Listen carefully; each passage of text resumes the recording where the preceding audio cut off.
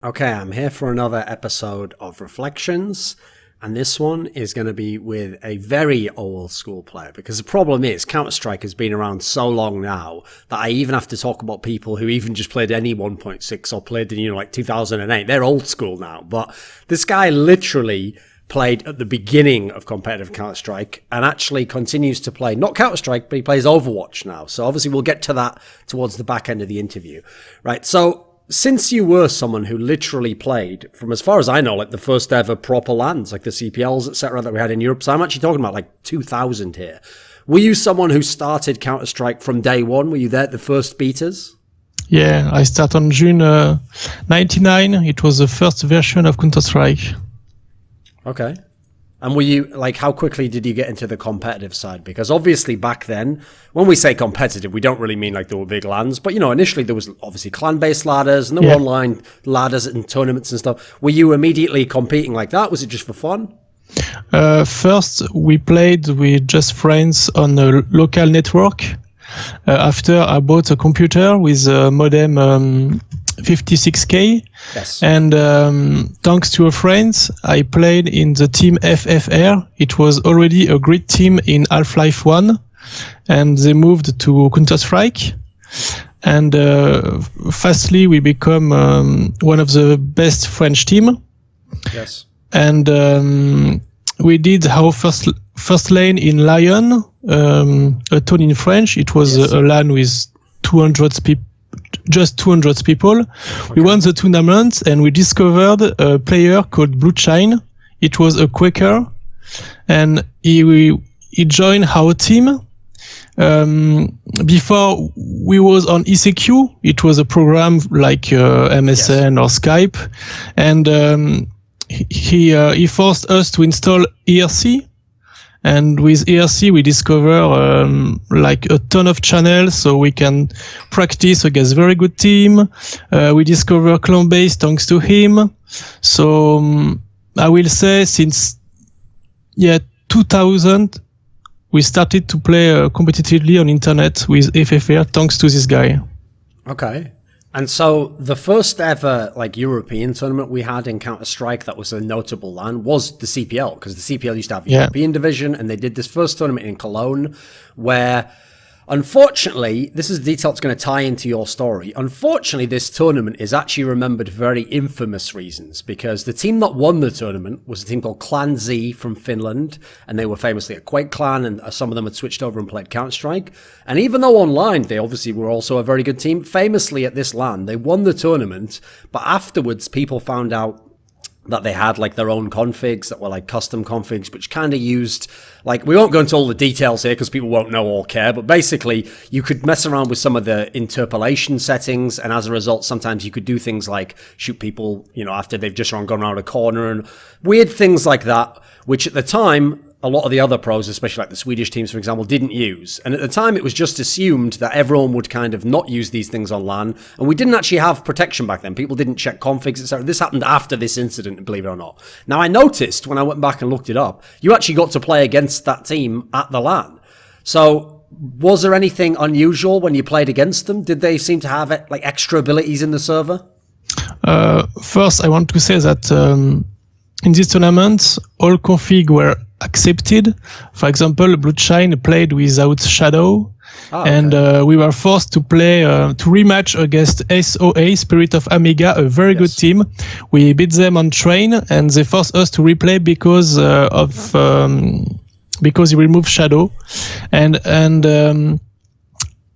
every people was able to bunny hop. The bunny hop on this version of Counter-Strike is not the same like now.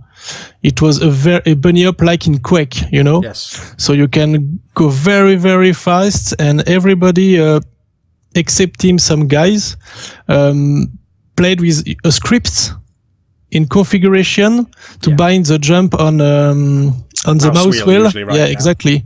And everybody was doing this. So I know the Clan Z was doing some weird comments on MS-DOS config, MS config. Yes. I don't know what they did, but we played against them. It was very, very close. As if I remember, we just lose 3 maybe 3-2 on Devastek, so it was very close. But I did not found any strange things about this guy. They were a very good player, like the Swedish or Spirit of Amiga. Okay.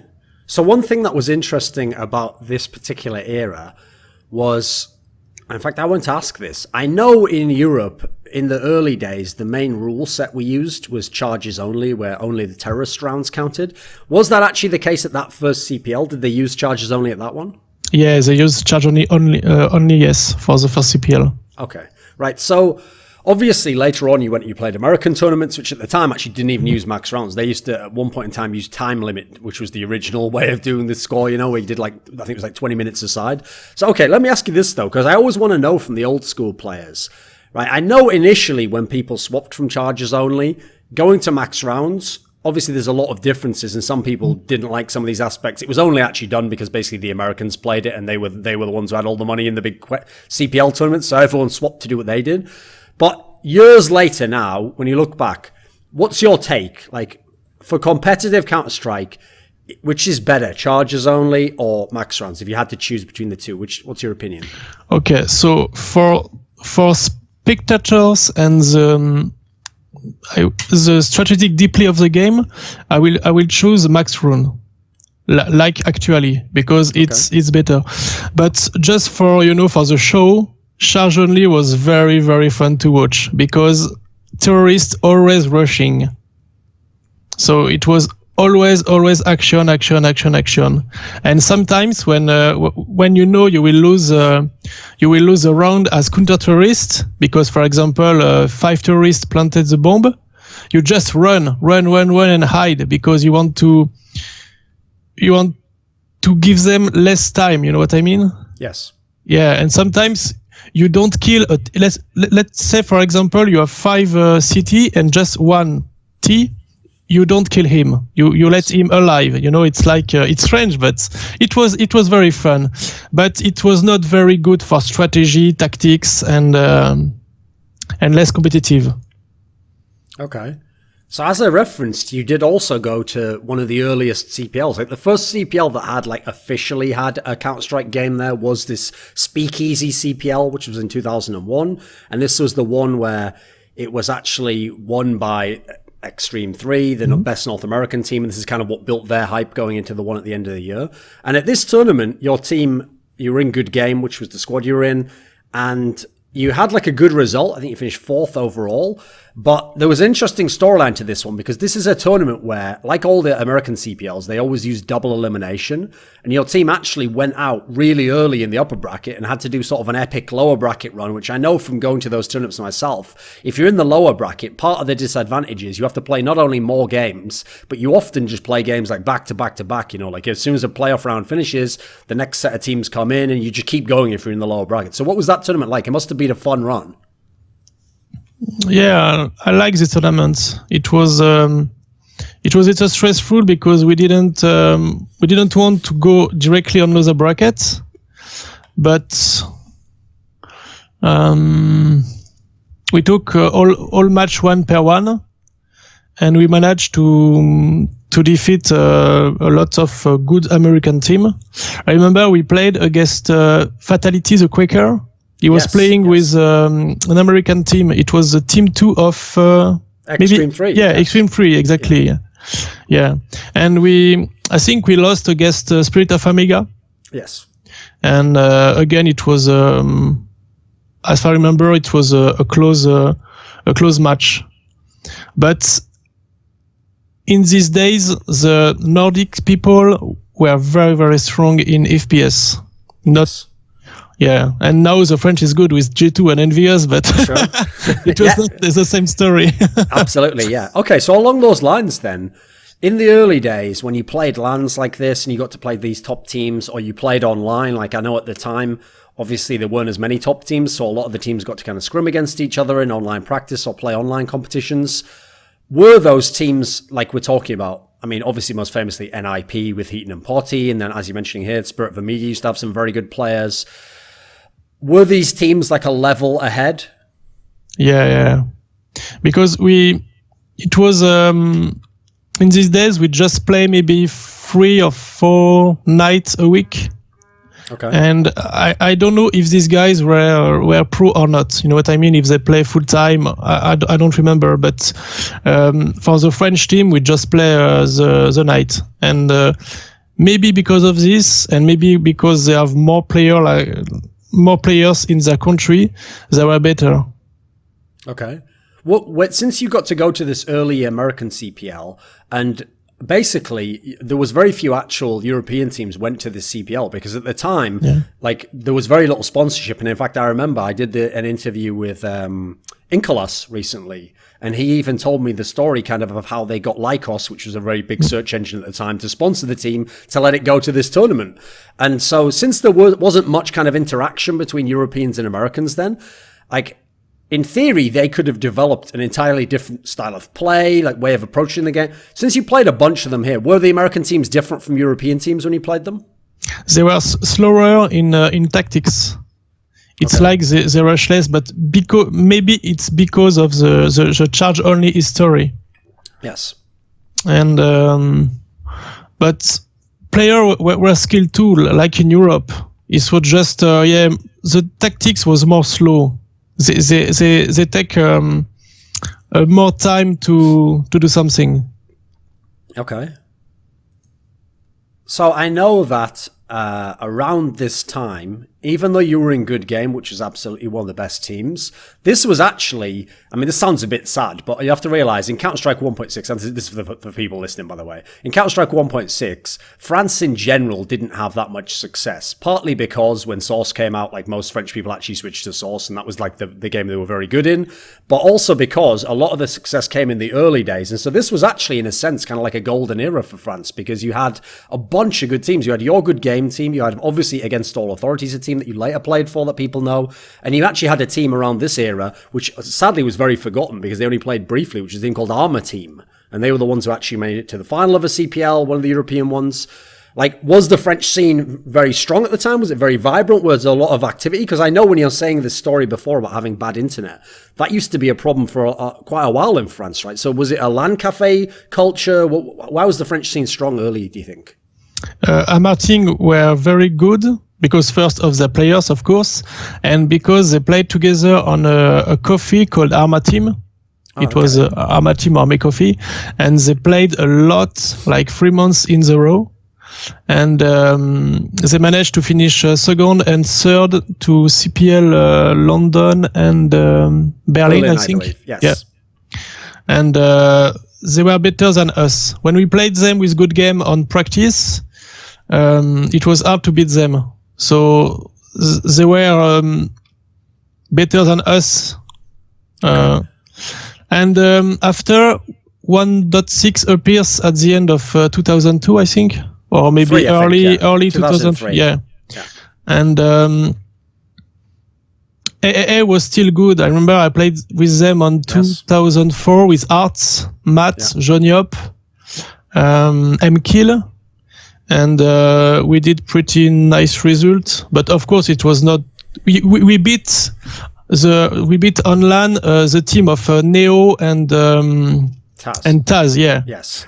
They were incredibly good on internet. Lots of European team thought there were cheatings, and it was their first lane. I think they beat Musi Sports on this lane, and we beat them twice with A. So we were an average good team, but of course not like a Fnatic, NIP, and team like that. Okay. So around these early days when you were in Good Game and then you went over to Against All Authority, who were like the big names, because as we're saying, you know, like Armour Team was only a couple of years and then they kind of faded away. Around this era, right, one thing I have to say, which makes it tough for me to, like, obviously it's tough to remember all the games from back then, so I'm trying to remember all the players and how good they were and what style they played. But one thing that does stick in my memory is in the early days of Counter-Strike, because we had no YouTube, etc., a really good way to get your name out is to have frag movies. Yeah. And not only did Against All Authority have, by the way, what is still considered one of the best frag movies ever, it was very good, this one from 2002, but you personally did a whole bunch of frag movies, right? Yeah, I have some of my YouTube channels, but it's not very good quality. It just with not very good editing yet. Yeah, it was very early days. The editing is not very good. They were fun videos though, right? Why did you make these videos? I don't know. Maybe like to remember. Sometimes you want to make a frag movie, so you can remember after a few years the early days of Counter-Strike. Okay. So one thing I want to ask then along those lines were, like, being absolutely as fair as possible. In this era, were you one of the best French players? Best sniper, yeah. Okay. But not, there is lots of great French player. But for snipe, I was one of I think I was the top sniper with M-Kill, probably, in 2002. And in 2001, I was probably the best sniper in France. Okay. Who did you think were the best French players in this time? Like, who stood out to you? I think it's Myers. Sure. Good game player, obviously. Yeah, good game Myers. And on 2004 HaRts, for sure. Okay. So in-game leader, later of Emulate, as we all know. Yeah. So, okay. Tell me about that then. Since you got to play with HaRts basically in his early days, because obviously his very good teams were like 2 or 3 years after this, and he later became known as, at this point in time, like a legendary in-game leader. And in fact, a lot of people don't know this, but CSGO legendary in-game leader existence actually credits HaRts as being someone he like learned from and kind of studied, So was HaRts already an in-game leader at the time you played with him in Against Authority, I assume, or Good Game, one of the two? Yeah. I played with him on 2004, and it was probably the best leader I played with. Okay. It was like he always start with a control strategy. Sure. We just give him information of what we see, and he played Counter-Strike like StarCraft 2. He said, you go here, you go here, you go here. Okay. It's like playing StarCraft 2 with his players.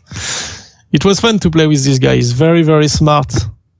Okay, so one thing I know about the early days is that actually there weren't that many like big transfers, as it were, in the French scene. Like generally, those groups of people, I know from knowing people like Sniper from Good Game, etc., they generally were like separate teams. They had like a core of players, they kept those cores, and maybe you had the new players, but there wasn't early on a lot of transfer between like Against All Authority and Good Game. So how did you go between the two teams? Like, were you good at networking? Did you have good relationships with everyone? There wasn't rivalry? Okay, so first in 2001, I played with Good Game. After the bad CPL Berlin, I wanted to create my own project with just a team of real friends. Yeah. But it didn't go very well. And after AA lost Bizou, they asked me to join the team, so I have accepted. And after 6 months of AA, 6 or 9 months, I don't remember. We finished second or third to WCG.Heifer. It was a qualifier for the... Yes, okay. And because I was the only guys who didn't live in Paris, they kicked me. And after AA, I tried to play on Unreal Tournament 2003. Okay. And after I come back to AA because they did a pretty bad result on OSWC.Heifer qualifier. Yes. And they wanted to build a new team with HaRts, me, Matt, M-Kill, and Johnny Up. So I have accepted to join them. But I have friends in both teams. It's not a rivalry okay. with me. So as you referenced there, an interesting detail of your career is that unlike most Counter-Strike players, you have gone over to different games, and this is an instance where you did, because for everyone who doesn't know, around this era that he's talking about, when Unreal Tournament 2003 came out, was where like Counter-Strike had fully overtaken Quake. It was like the main game in the world, and so everyone who played like FPS 1v1 games like Quake basically thought, right, well, it's died out. And so when Unreal came along, you actually had a lot of people from Quake and Unreal and Counter-Strike who thought, right, well, maybe this will be the new 1v1 game, maybe there'll be, because initially there was tournaments in it, there was a lot of money. Were you trying to be a duel player? Were you trying to be 1v1 player? Yeah, I wanted to try something else like 1v1 player. And because the 1.6 just, I didn't like Counter-Strike 1.6. I liked the version before because it was, every version of Counter-Strike, it was less and less fast. It was Yes. less and less quick. It was more like a simulation and not arcade game. Yes. And they changed a lot the snipe. No fast switch. You have to stay scoped in and rotate to the next bullet. Yes. Yeah. At the very early stage of Counter-Strike, the AWP was like a railgun. Yeah, it was. Yeah, with a crosshair. It was very nice to play. So with all this change and a new game, I wanted to try something else. Okay. Try 1v1 because I like the brain parts of timing armor, stuff like that. But the game didn't work very well. So I switched back to Counter-Strike later with AA. Okay. So as I've referenced earlier, especially because of frag movies and from being in the two biggest French teams, you were known as one of the best French players of the time. But I noticed after these first few years, even though you came back to CS, and as you were saying, you sometimes played with friends' teams, etc., you disappeared from the top level of the scene, even though a bunch of other players from some of these teams, like Myers, like Oligan, etc., these guys stuck around for quite a few years. You know, they really gave it a long try. Why did you kind of disappear a bit? Why didn't we see you in the big tournaments? I moved to Ireland for my studies, so I cannot play with enough time Counter-Strike to be at this pro level. So didn't you try playing with some Irish team though? Yeah. I tried, but the connection, it was DNC. It does not compute. Yes. And that's why I moved back to Unreal Tournament, because I can play on the faculty. So it was good on 1v1, but yeah. So I tried with DNC, but it didn't work well because of the ping of my house. Okay. After I go back to France, I played with AA on 2004. Yeah. And after, normally, I wanted to continue with AA, but the faculty did not accept me because there is a ton of people in Montpellier. It's a French town. Like every student want to go. Okay. And I have to do another year, but on telecom and network, and I was coming from programming, coding stuff. So I feared this year, and I thought I cannot manage studies and Counter-Strike at the same time. Yes. So I quit AA in 2004 for my study, and on 2005 I just play with a French team called HXC Session. It was a top 4 French team, but not very good at European levels. Okay. And after I moved to poker, like Elki. Ah, okay. So in the latter days, like towards the end of playing Counter-Strike, in these teams you're referencing, right, there's not actually that many players, this might surprise people, who were like pros in 2000 or 2001 and were still pros or playing anywhere close to a pro level in like 2004, because obviously lots of new people came into the game. It became something where, you could aspire to be a pro, so there was lots of competition. And also, to tie into what you said before about the different versions of the game, it made the game very different. I mean, you can even see like the guys who were the best player in the world in 2001, you can't do all the same things they used to be able to do because the weapons, you can't do it, you can't be an individual as much. It's very much about having a very good team and having tactics and having the practice conditions of a pro. By the time you got to this latter period, did Counter-Strike, were you still a good player at the game, even if you had limited time to play it? Actually, in 2004 or? Yes, this kind of time. Yeah, I was good with AA. I was a good player. And how did the game, like, as in how pro teams played it, change at that point in time from the early days? Like I said, the game were slower. After on 2004, for example, on 2001, you can rush, jump. You can play like a cracker. Yeah. You can play with more skills, but in 2004, you have to play with your brains. It's more pro. You cannot. You cannot accept like a 50% win and let's go and do, it's more slow. It's more intelligent plays on 2004.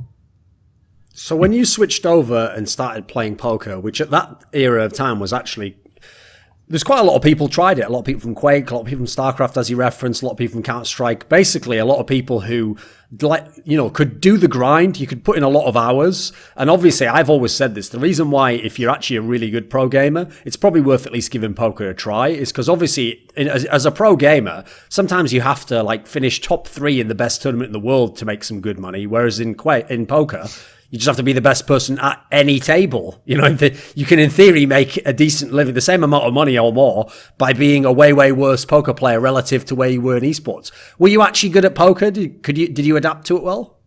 Yeah, very good. But I don't play cash games. And just tournaments only? Yeah, but sit and go. Okay. It's just one table tournament. Yes. And I managed to play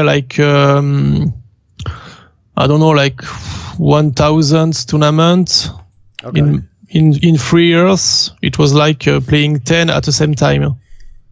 Okay. Did you make good money from it? Was it just a thing you did for fun? Yeah.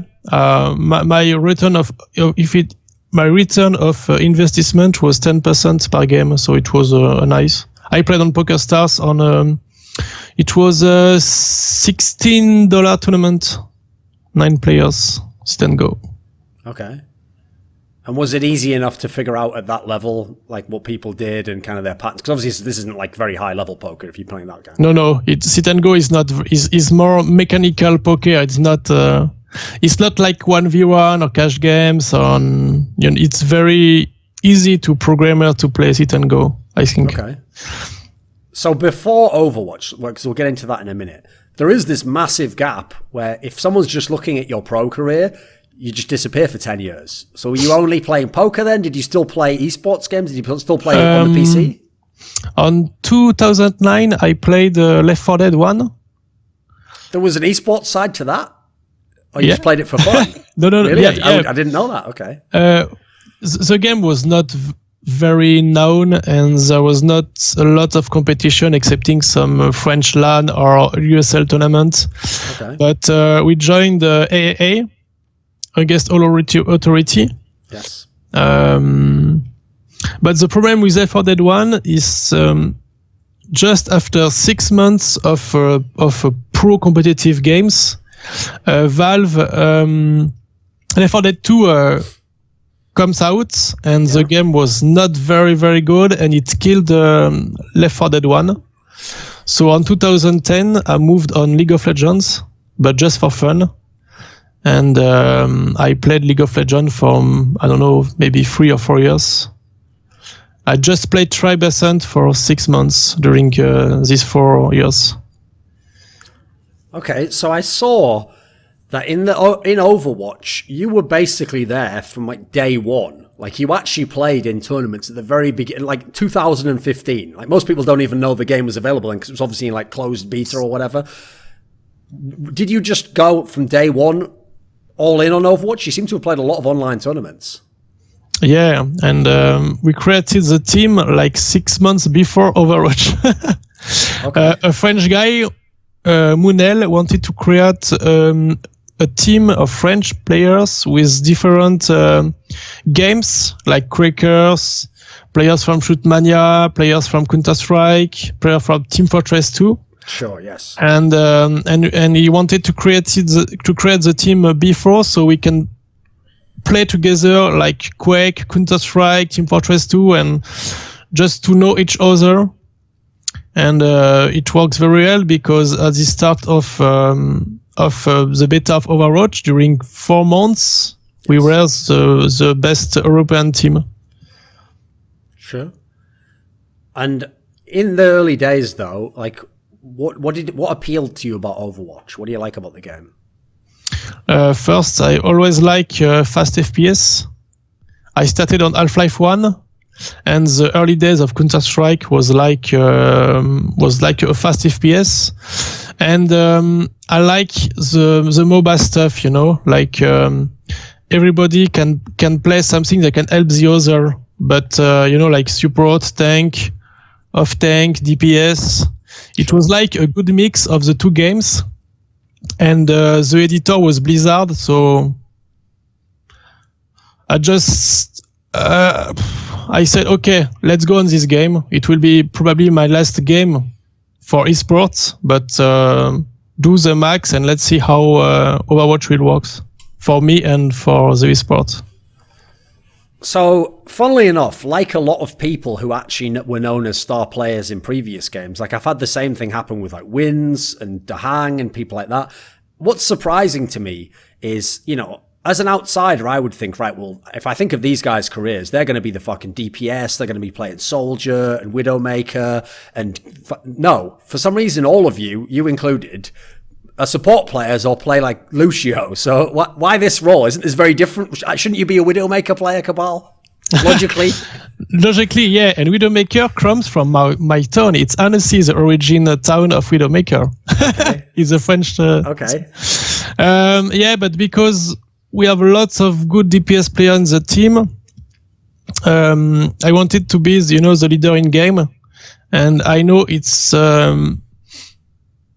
more easy to do this as a support player because you see all the information in front of you. You see your teammate behind the wall. You know, you have a wall hack as a support about your teammate. So you see their life behind the wall. So it was naturally for me to go support, to do this. Okay. And in this team you were playing, in this Melty esports team, there were a couple of players that people are definitely going to know when I say now. And the most famous one is Nico, because obviously he was part of this rogue team, which was actually amazing. They were very, very good up until recently. And probably, I think a lot of us feel like the entire team should have been in Overwatch, you know. So in the very early days, at the beginning of Overwatch, what was Nico like as a player? He was a very, very good player. Nico played DPS like Tracer, Reaper. It was the hit scan players of the team. Yes. And played just a little of Genji. And yeah, he was a great player. Of course, with Rogue, he become a more good player. But at this stage, Kryw and Nico yes. Were incredibly strong. Okay. So as you mentioned, yeah, you also had Kryw, who actually I wanted to ask you about him as well, because what's bizarre about him is he's one of those players who at the beginning of Overwatch was considered a top player and a top talent, but he seems to have just kind of like disappeared off everyone's radar. I know he's played a bit for some like lesser teams, but do you have any theory what happened to him? Okay, so Kryw at this stage got some personal problems, and so sometimes he rage a lot when the team will lose some scrims or some match. Okay. And he was kicked off Melty because of that. After he joined a very good team called Graviton Surge that becomes Misfit. Yes. So he managed to win 1 or 2 major tournaments. Yes. And after he moved to Luminosity Gaming because of there were a triple switch between Rogue, yes, Misfits, and Luminosity Gaming.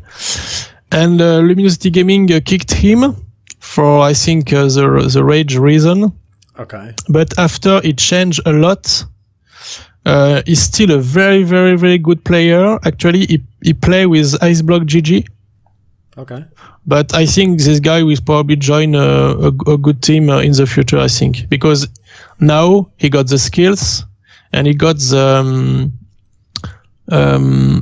mood, the good mood. I don't know if it's a good word in English.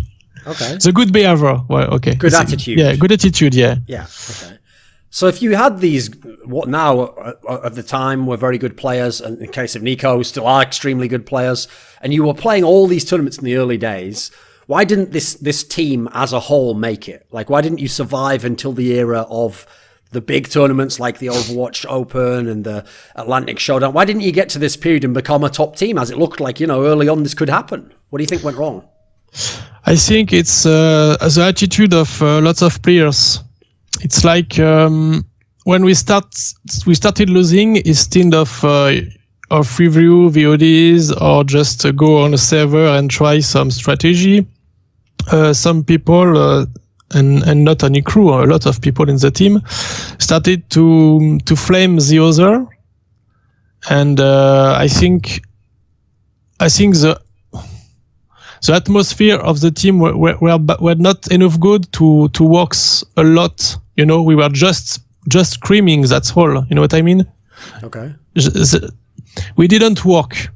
We just played at this time. Right. So, and I think team like the team of Internet Hulk and Coco, they are envious right now. Yes. But at this stage, they call, I think, Maidong. I don't remember the name. Internet Hulk team, so maybe. Okay. I think these guys worked a lot on custom games, and they worked, and so they become better than us because of that. Okay. So you obviously went over after that and played with LDLC, the team that, and I mean, technically your Twitter still has LDLC on there. You have the LDLC shirt on, so you're still around. And you took, I don't know how you say this in English. How do you say that guy's name? Herkdest? Is that it? What? Sorry? HQRDEST. Is it Herkdest? Hardest. Yeah. You just say it as an A, okay, right? So you took Hardest over, who obviously was in your previous team as well. How did LDLC go? How has it gone overall? There were 3 versions of LDLC. The first one and we played the DreamHack Winter the last year. Yes. We did very close game against Fnatic, against Misfits. And we beat correctly Musi Sports. Okay. This team was very nice, but on December, Lucio Gaming took off Ube from our team, and then the tank and off tank doesn't want to continue with 2 other people, so we just keep Meza, Mete, and me from LDLC. We trialed Nico, Hardest, and Pipu at this time, end of December. But because Nico got a trial from Rogue, he accepted this trial. And at the early days of January, Pipu and Hardest decided to join their old friends from Bonjour to Sidodia, the Sidodia team. Okay. So on January, we continued trials with Anak, Kenzie, 2 people who speak Russia. They played in the Slave squad. It was a very good team with Rubicon. And we took a very young French player called Nox. It was a famous streamer. It was like a bet on this guy. Yes. And didn't go very, very well. We didn't won the first LAN on Montpellier on end of February. We finished second after Gamers Origin. It was the first time they beat us. And at this time, Mete and Meza wanted to go on ANA. So they quit the team. So this is the end of the second version of LDLC. And LDLC always wanted to have only French players. So I created the third version of LDLC with Hardest, Pipu, Shubs, Bod. So Bod is a multiplayer too, but he played Flex Support before. And because people joined the team on Lucio, I moved on Flex Support. It was my role on LDLC since the beginning. And so Bod accepted to play off tank. And the 2 DPS was Hardest and Worse. We did pretty nice results. We have a ton of very good results in Scream on internet. But on DreamHack, Tours, we lose very, very, very close because of stupid mistakes against Gamers Origin. And I think this moment breaks the mental of some players. And after that, the team went very bad, and we didn't qualify to the second stage of contenders on June. Yeah. So LDLC, and because the slot was for Overwatch League, it's like $20 million. Yes. LDLC want to stop Overwatch right now. Maybe they will return in the future.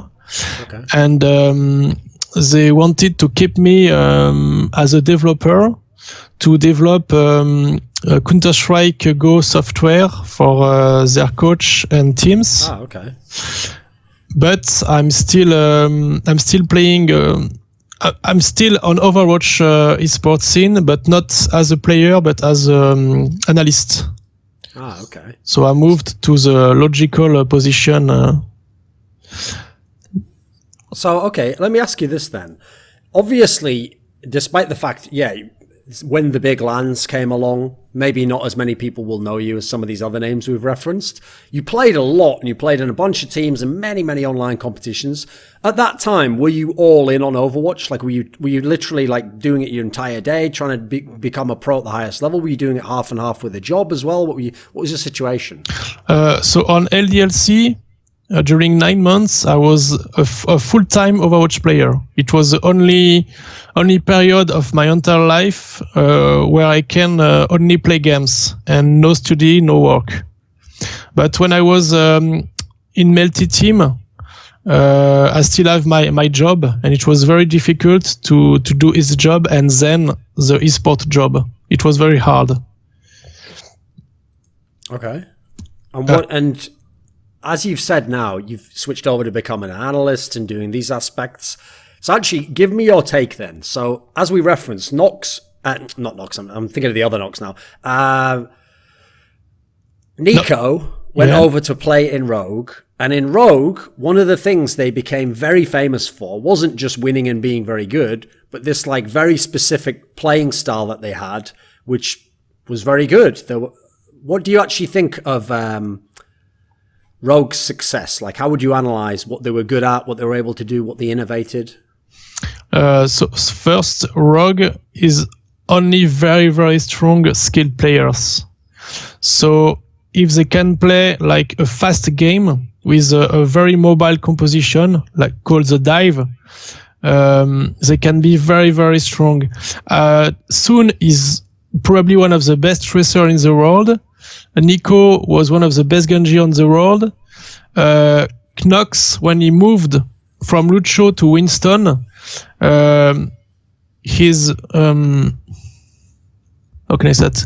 His understanding of the game is very, very, very strong. So he'll always know what to do with his monkey.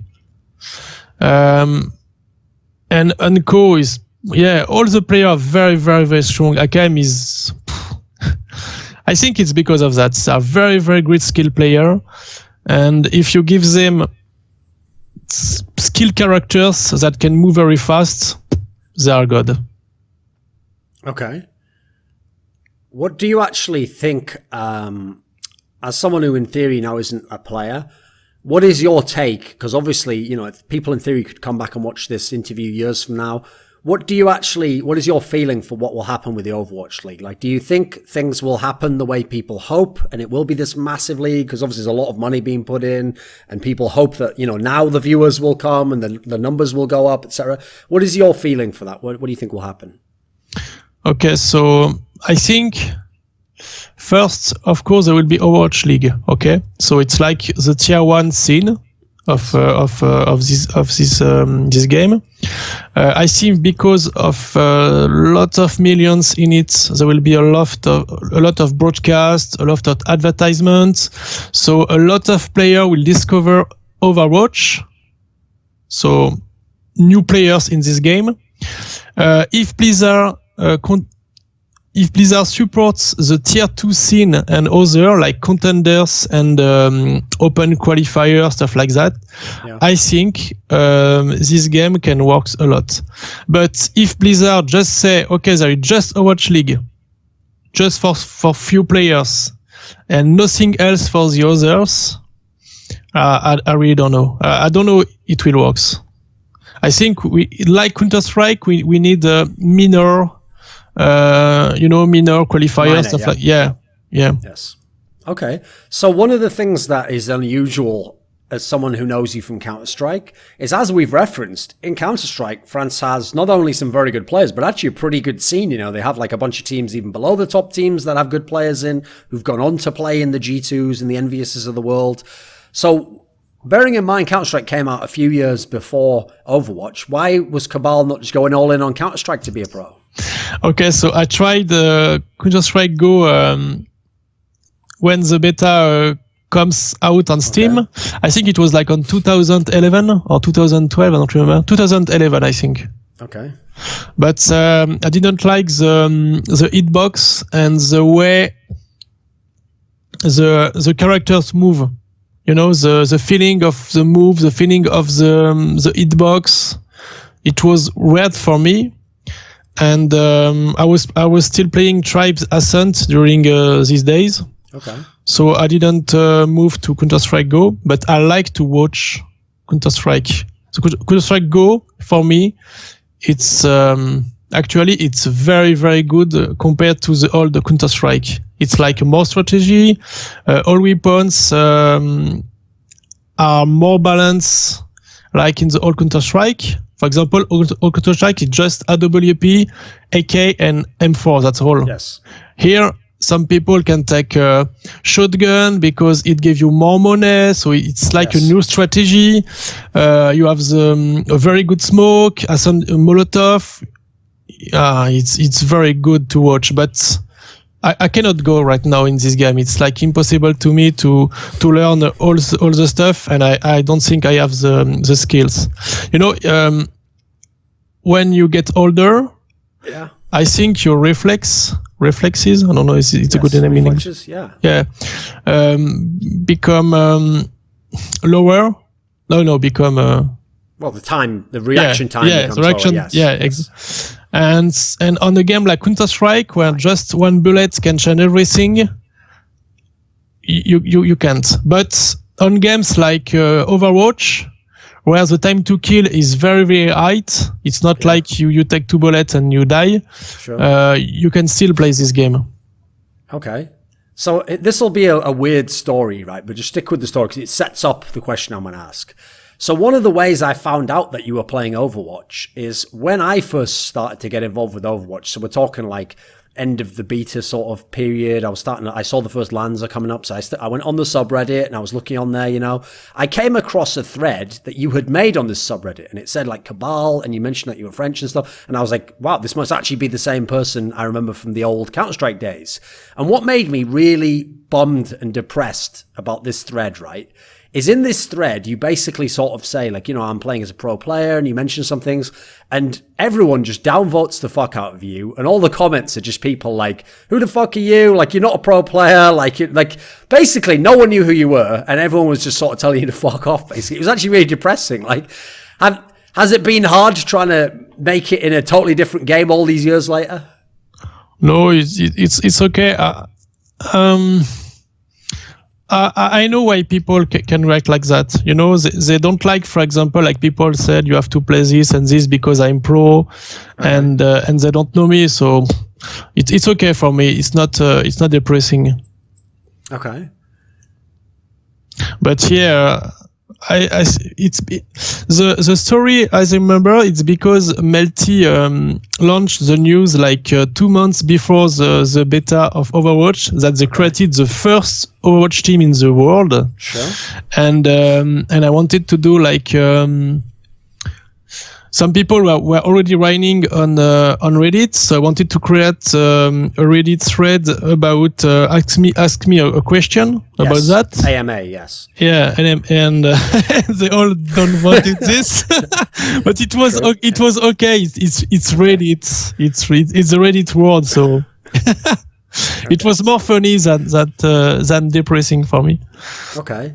So even though, as you've referenced now, your job, like you found, as you said, a logical position outside of being a gamer, because obviously you have a background as a programmer, so you can do that. And then analysis obviously makes a lot of sense if you were the in-game leader and you have a long history in esports.